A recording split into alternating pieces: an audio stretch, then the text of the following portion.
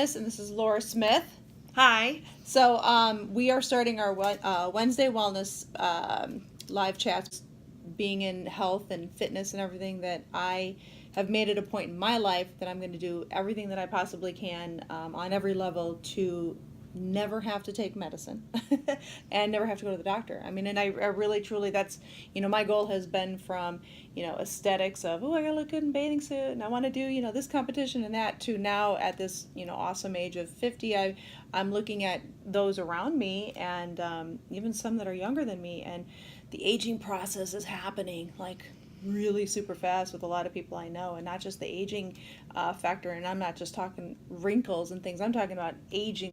I see aging beyond that, and I see aging as I'm looking at people's feet. I'm seeing the thickness and the water retention. I'm seeing the hunched over of the body. I'm just seeing cellular degeneration happening, and it's freaking me out. I'm like, oh, I'm not going there. Like, what can I do to save myself from that happening? And I'm not always perfect, but I feel like as healthy as I'm trying to be. I've had conversations with you with my digestive system, with my sleep deprivation. I mean, there was a point in time when my dad got diagnosed with sleep apnea 25 years ago or so. It was coming about, and it was typically, it was obese. People were basically getting it. The neck was thick, right? And overweight. It made sense that would happen at that point. Right. But my dad was an athlete, when this all started coming up. Just all of a sudden he went from this slim, trim, athletic figure to all of a sudden he's got this bloated belly. His face is bloating. This is a healthy man. Doesn't smoke, so he likes his vodka, but, and he wasn't eating unhealthy. It's like, what is going on here? And I'm sure there was probably a little bit of it that was genetic, but, going into the sleep center, they had to turn everything off. They took him to the Mayo Clinic. They're like, he's the worst that they've seen at that point. He was holding his breath so much. So my point being, from that, and all they really had was the machine to give him, and then he did ultimately do the surgery, which was a 50-50 shot, and that's all it did for him. But I'll tell you, even though he went through all of that, I don't believe his health ever stayed the same, because it has taken such a toll on his organ, up to his inflammation in his body, to the point where his arthritis, and he just became this, he's not crippled, he's still walking, but I just saw this man kind of crumble, and it's just like, oh my God, like, I want that to happen. And now here I am struggling with this whole sleep thing, and I'm like, I'm healthy, I got things going on good, but what is this that's happening? Yeah, I mean, a lot of people's complaints is sleep and fatigue during the day. So, they're not getting adequate sleep at night, and they really have trouble functioning during the day. They might have issues getting up out of bed. They might not be able to get up out of bed very easily. It might take them 15-20 minutes just to get up. I mean, it's normal to, kind of wake up and be a little sleepy and, be a little slow. But most often, if you get a good night's sleep, and if your circadian rhythm is where it should be, you really shouldn't have issues getting up. The worst thing you can do is go put caffeine in your body at 2, 3, 4 in the afternoon, right? It really is. It really messes with cortisol. It messes with your adrenal system. It gives it fake ammunition to be able to work, and then your body starts to work on credit. So then, you're borrowing. It's just so important, because inflammation, people think about inflammation as, you hit your knee and, oh my gosh, you're swollen and bruised. Yes, it is a form of inflammation, but we have an overall body response to inflammation. And nowadays, with the way our lives are, we're going, sure. and I'm so guilty of it. We all are. It's something that is being kind of bred into us because of technology. We've got the phones, we've got all of these things that are constantly stimulating. The other thing is we're really having trouble turning things off. So we're busy, we're going, and then we go to sleep, and we try to lay down and go to sleep, and I mean, it takes an hour, and then maybe you get to sleep, and then you're up 2 hours later. But then what happens after that? And that's really the issue. So it all starts with the foundation of sleep. So let me ask you this. Let's get to this point of sleep deprivation, the sleep apnea. So is there is there a cause? Yeah. Most diagnoses that people are walking around, and this is my humble opinion and what I've seen with my patients and experienced personally, most of these diagnoses really aren't starting from the actual area, but most often it's a causal effect type of thing. So it really started way back in the 70s when we started to have processed food and we started to have genetically modified food. And at some point we really kind of all fell into it one way or another. But then the other thing that we're forgetting is, so yes, there's genetically modified food. So our immune system doesn't know what to do with these GMOs. I mean, do not eat genetically modified food if you can avoid it. I mean, if you're out, yes, you know, we're guilty of it too. But our bodies just don't know what to do with it. So then it causes this inflammatory response. And so when that happens, you could have anything. You could have sleep issues, which that's an effect of inflammation for sure. So you don't necessarily have to be overweight. Or if you reverse it, people who are overweight, who have lots and lots of weight to lose, or 20 to 30 pounds to lose, nowadays it doesn't necessarily mean that they're eating bad food or that they're going to McDonald's every day. So they have inflammation. So everybody has a different genetic makeup. So it's really what you do with that genetic makeup and what works for your body, possibly staying away from certain things or whatever. But really the overall cause is an inflammatory response, and it's due to stress, it's due to lack of sleep, it's due to GMOs, it's due to the other thing, which it was huge, which was when I was going through school and when I was working in the hospitals, we had the food guide pyramids. So at the bottom of the pyramid there were the breads, and then you had your fruits and your proteins, and your fats were all the way up at the very, very top, and you weren't supposed to eat much of that, and sugar was up there too.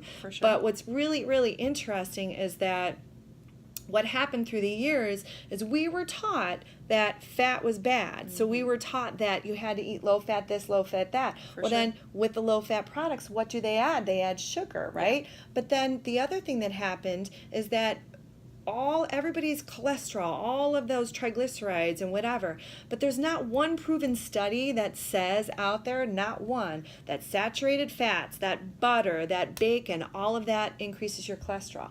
And then the government set in that they have 200. What the government says is what exactly. You should do. They have that, 200 is your limit. Yes. And I could talk for an hour on that. That could be a However, whole nother, I know, me too. I could talk on that too. Like, how dare we let the government decide how we're going to eat and what we're going to eat. But anyhow, go ahead. So let me ask you this. So inflammation. So, I'm thinking as I'm sitting here listening to you, I've had quite the sensitive stomach since I was little. And know that, like, when I've gone through stressful parts of my life, there were times where I had to take, I had that bad acid reflux, and I did some Prevacid, and now I again try to do it holistically with supplements and just changing my diet. But so inflammation right there, I could still be battling some esophagus issues, right? Absolutely. That could be erupting when I'm in downtime, trying to sleep.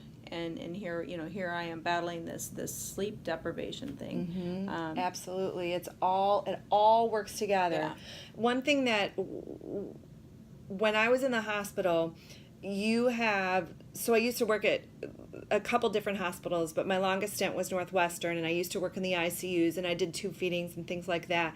And you have all these ancillary docs, right? So you've got respiratory, you've got endocrinology, you have GI, you have oncology, you have all these different parts of the hospital. But what was so interesting is that nobody communicates. So nobody over here knows what anybody over here is doing. They try, but it really doesn't. So they really don't treat the patient as a whole.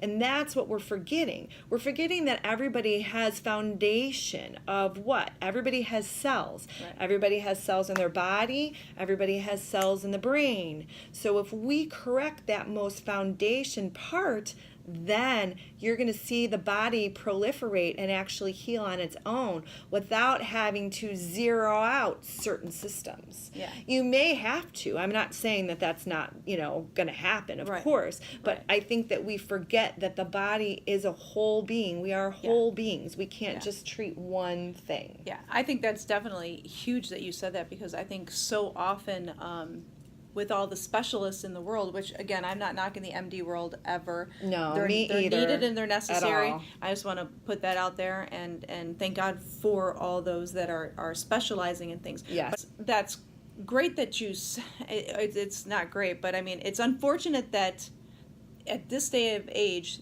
that they're not communicating and looking at the body as a whole, because yes, you could have a GI issue and have to see this specialist, but then at the same time, you might have to be seeing this other person, but your body, like you said, that's where I'm trying to get this information out to the public, because I'm researching this. I've got Dr. Riley, I've met you, like just from this functional medicine holistic side, I feel like if we can educate the public a little bit more on how our body works and this amazing body that we have, and that, just what is there, 11 systems roughly in the body, right? 11 systems. Yep.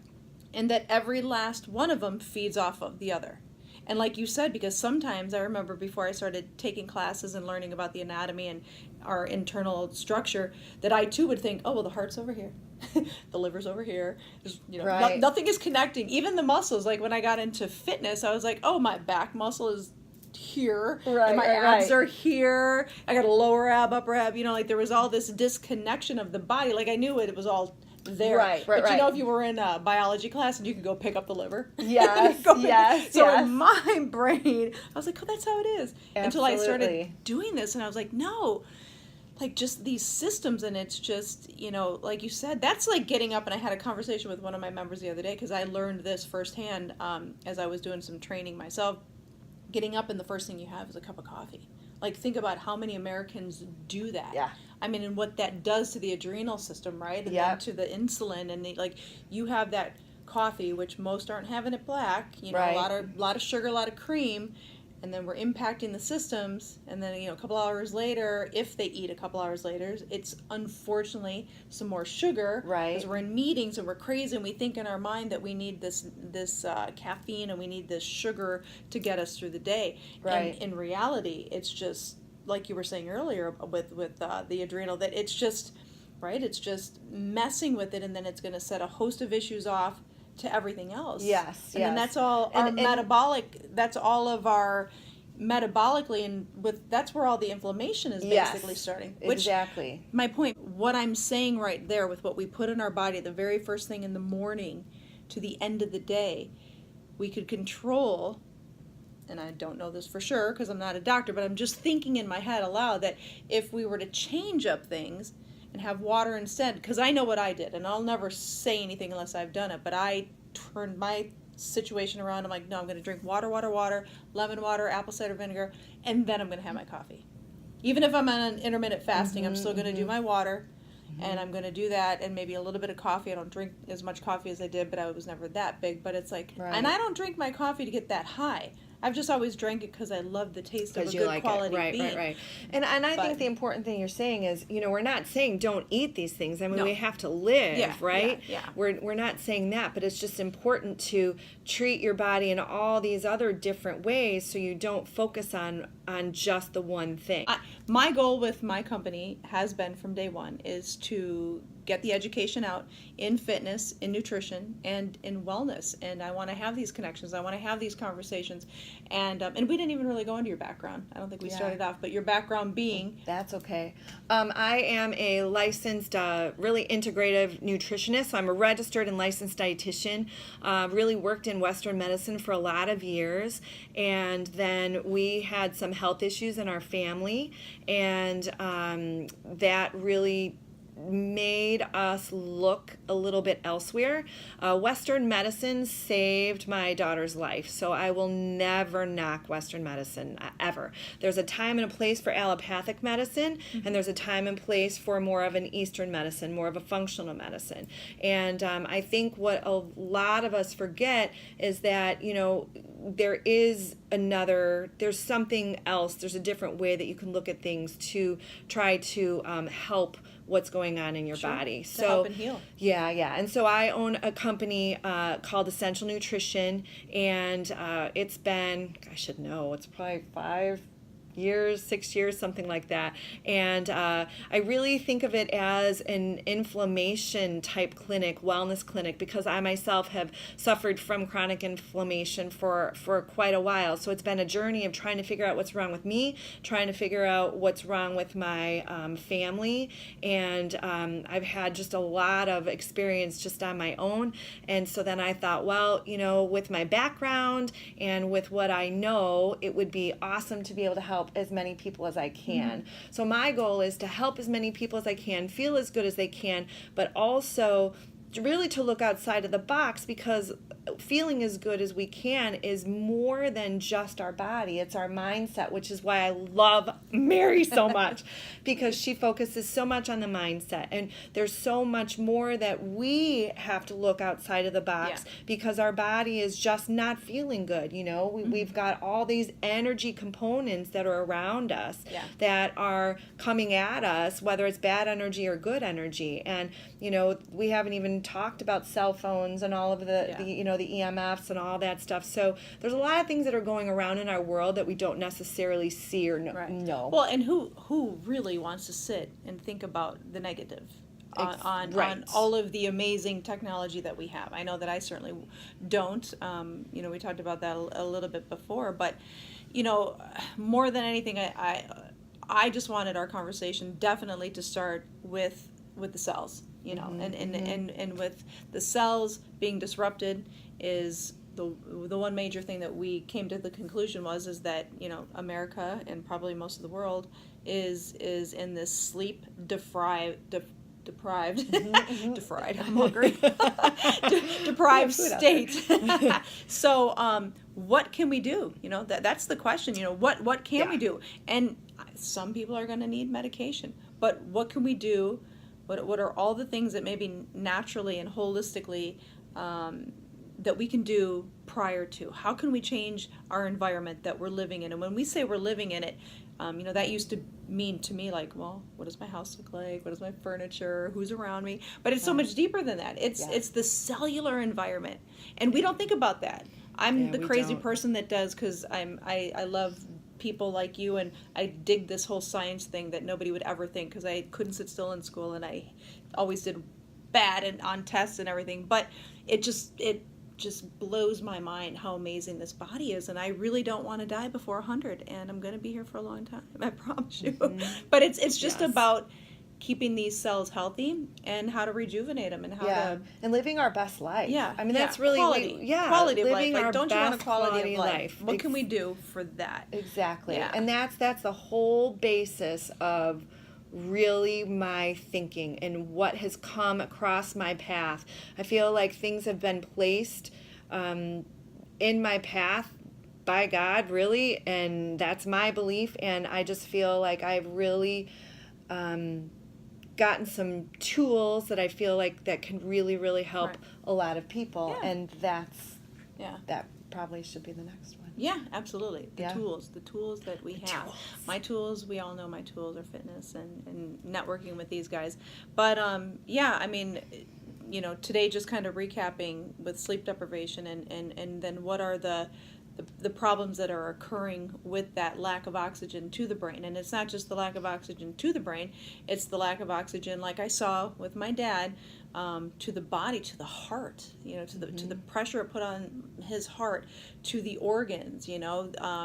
It's just a process where if you don't work on fixing it, and I say fix it by maybe first and foremost before going to the medicine, is stop and take a look. Like, we have to look in the mirror, guys. We have to look in the mirror and go, okay, let me own right now what is my state? What is my environment? How am I living this life? Because if you're not honest with what you're putting in your mouth, what you're drinking, what you're smoking, or whatever the case may be, and all the toxic foods that you're putting in your body, or not. Again, you could be like my dad and living somewhat of a healthy life, and it's like, okay, well, what happened here? Well, I can tell you, I'm pretty certain it was the majority of stress, because that is that underlying killer of all things. It's huge. And not learning how to manage that, that's a whole nother conversation. But so as a result of what we're talking about right now, cell rejuvenation, working on trying to fix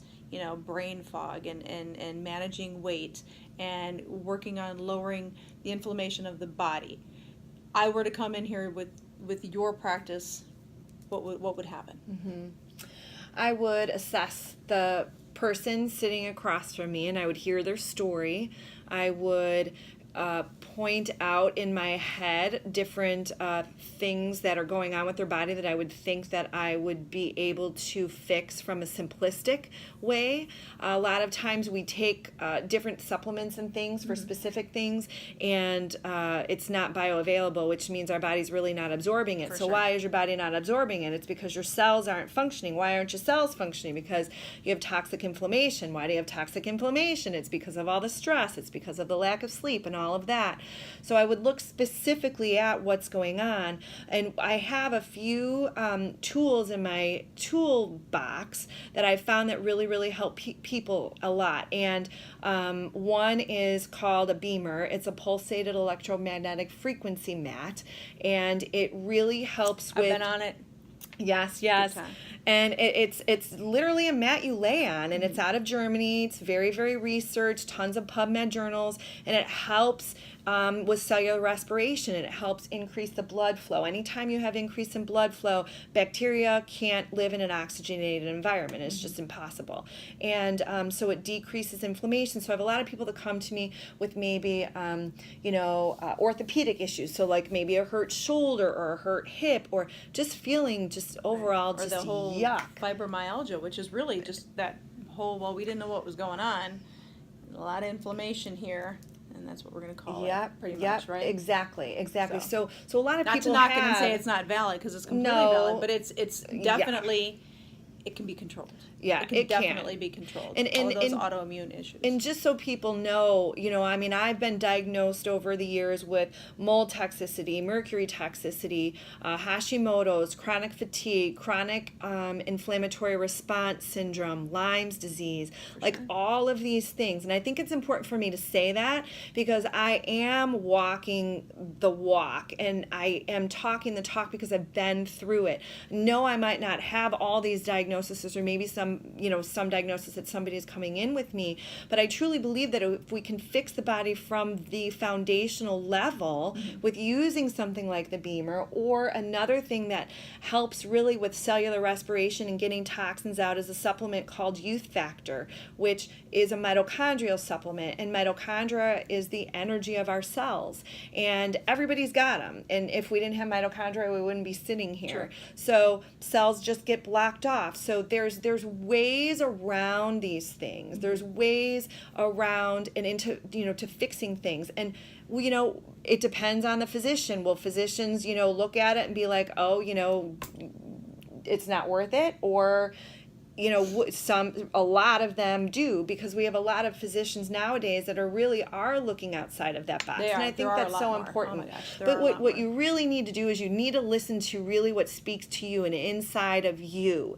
And that you are the be-all, end-all of your care. You are the person that can make decisions for yourself. For sure. So, putting some supplements into your body, which, are very researched. We've got Signum Bioscience, which is out of Princeton University. So, really, the conversation should just stop there with Princeton. That's a lot. Yeah. But that's the thing, it's important to use some of these tools for a most foundational, most simplistic, because if we get the cells to work, then all this other like 10, 12 other supplements that people could be on, possibly, you could kind of put those to the side and not have to worry about those because you have things working now in your body. Right. Yeah. So those are just a few of the things that we have in our office. We've got a lot of other different tools. We're going to be bringing a hair analysis in that's going to be doing epigenetics. We've got some CBD oil, which really helps with a lot of different things. I mean, a lot of different things.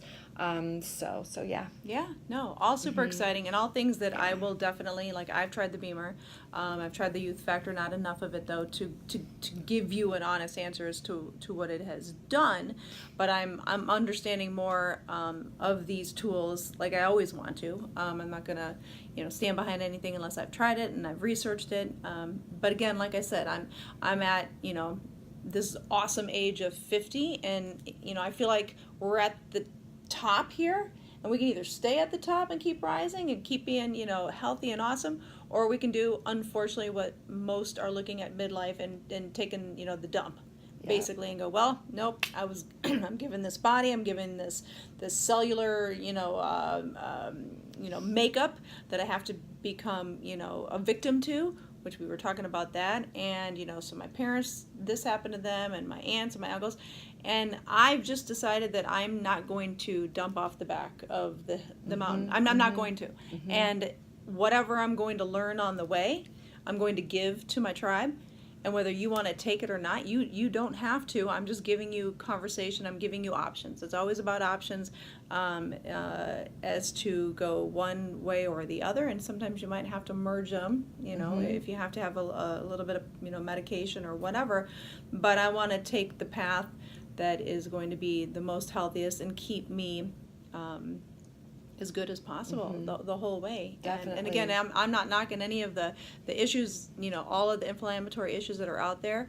I've experienced some of them, and they're completely 100% valid, and that's why I want to get to the root of them, and I want to find the best tools in that toolbox that we can promote and that I can share with you guys. And it is important to say that all of the things that I mentioned do not cure diseases, do not, this isn't like, it's not a curative thing. So we can't really make testimonies of, yes, it absolutely fixes this and it fixes that. These are nutritional supplements, these are tools, right? But the other thing that I really wanted to say is, it just in life in general, you can never stay the same. You're either growing or you're declining. So, we definitely choose to grow, and we choose to be going this way. And everybody has a choice. Life is a choice. You choose what you do with the tools that you're given, and you choose what you do in situations. And I feel like it's so important to either, respond. Either sometimes people respond or they react. For sure. And, it's important just to take a step back, soak it all in, and go from there. Definitely be your own, just being mindful of what's going on in your body. Be your own advocate, and listen. That's what I've learned over the last 10 years is listening to my body and paying attention. Because as before, like I said, in my teens and my 20s and my 30s, I used to do things rough and all the way like out there and crazy and stuff. I had to be guilty. The lift the heaviest and go this route and do that, and it's all about being smart nowadays. It really is. So I just want to wrap it up and thank you for giving me some time tonight, because we're going to sit here and listen to some things with her other physicians that are here that I get to meet. We'll come back. What should we tap on for the next time? So what should we get involved in a little bit more? Because today was just about kind of giving you an overall view of why I'm hooked up with this woman.